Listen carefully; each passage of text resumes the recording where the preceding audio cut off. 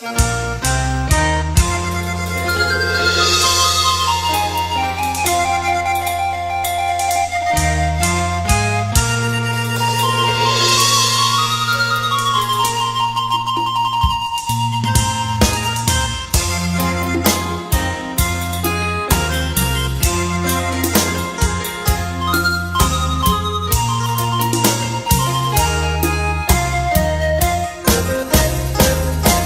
ู้สาวเวียงจันทน์สมคำลือกันว่างามแท้เดเฮ็ดบ่าวปากเซลงมนเสน่ห์ละเมอเพ้อฝันลูกพ่อบาเจียงหลงหักสาวเวียงหลานสาวผู้จันทน์เป็นไปได้จังได้ตาหวานหัวใจอ้ายมันถึกล้อมละลายเคยได้พบกันในข้างเมืองงานบนพระธาตุหลวงเอ่ยปากขอควงสองแก้มเป็นพวงท่าทางอย่างอายคืนเที่ยวสมงานดอกฮักเริ่มบานในหัวใจสายอายแห่งคิดไปไกลยกเบิดหัวใจให้สาวเวียงจันทน์น้ำคำหวานสาวเวียงจันทน์เคลือบเสน่ห์ยังเคยบอกเบาปากเสหากต้องทุ่มเทถ้าใจมุ่งมันหากคุณอ้ายฮอดคือสิได้กอดผู้สาวเวียงจันทน์หากใจคิดตรงกัน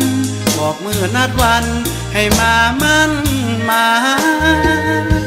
ผู้บ่าวปากเสบอกเคยโลเลเอ่ยปากหักสาวพบบ่พอข่าวแต่อายหมายเอาพาเมื่อยามตายวันแต่คนดีสาวเวียงทางพี่สิมีหลายใจสำหรับอายบ่ต้องสงสัยแม่งอยากได้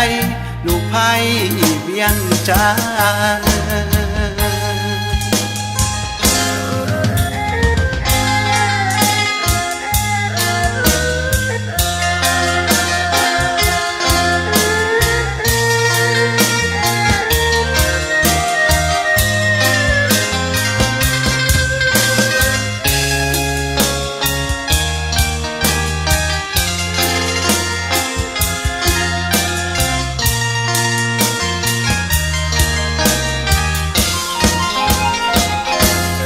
น้ำคำหวานสาวเวียงจันทน์เคลือบเสน่ห์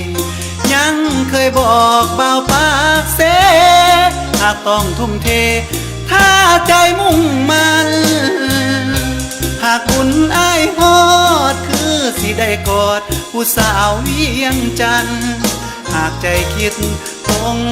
กันบอกมือนัดวันให้มามั่นหมายปากเสบอกเคยโลเลเอ่ยปากหักสาวพบบ่พอข่าวแต่อายหมายเอาพาเมื่อยามตายวันแต่คนดีสาวเวียงทางพี่สิมีหลายใจสำหรับอายบ่ต้องสงสัยแม่งอยากได้ลูกไผ่เวียงจันทน์